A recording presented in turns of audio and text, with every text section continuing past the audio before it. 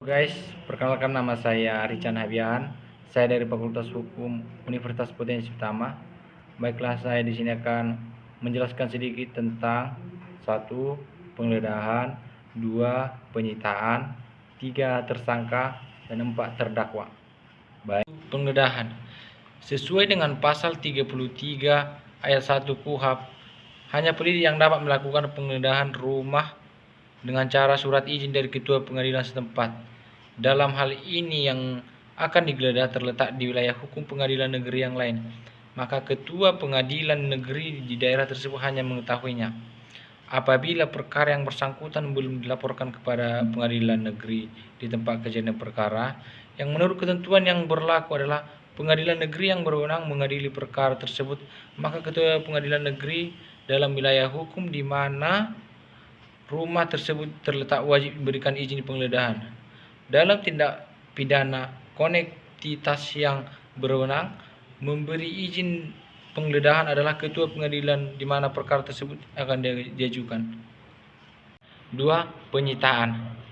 Dalam pasal 1 butir ke-16 KUHP, penyitaan adalah serangkaian tindakan penyidik mengambil alih atau menyimpan di bawah penguasanya benda bergerak atau tidak bergerak, berwujud atau tidak berwujud, untuk kepentingan pembuktian dalam penyidikan, penuntutan, dan peradilan.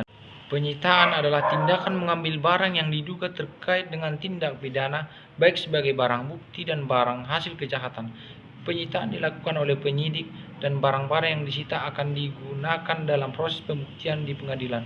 Prosedur penyitaan juga harus mengakui aturan yang berlaku dan biasanya disertai dengan izin dari pengadilan.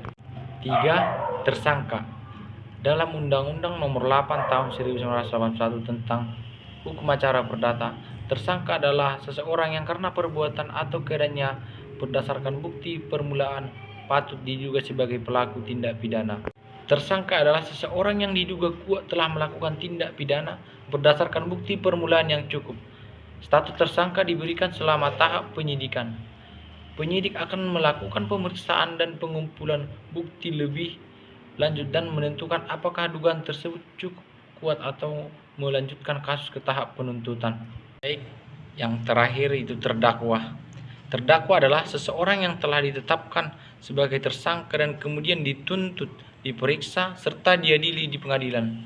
Sesuai dengan pasal 1 angka 15 Kitab Undang-Undang Hukum Acara Pidana, status terdakwa muncul setelah penyelidikan dinyatakan bukti cukup untuk melanjutkan ke proses pengadilan. Terdakwa memiliki hak-hak tertentu, termasuk hak untuk segera diadili dan hak untuk membela diri. Terdakwa adalah status seseorang yang telah didakwa oleh jaksa penuntut umum dan diajukan ke pengadilan. Status tersangka berubah menjadi terdakwa setelah jaksa menilai bahwa bukti yang ada cukup untuk melanjutkan proses hukum ke persidangan. Pada tahap ini, pengadilan akan memeriksa bukti-bukti dan didengarkan kesaksian sebelum memutuskan apakah terdakwa bersalah atau tidak. Sekian hasil presentasi dari saya. Bila ada penyampaian yang kurang, boleh kita sampaikan lewat komentar ya guys. Oke, see you next time.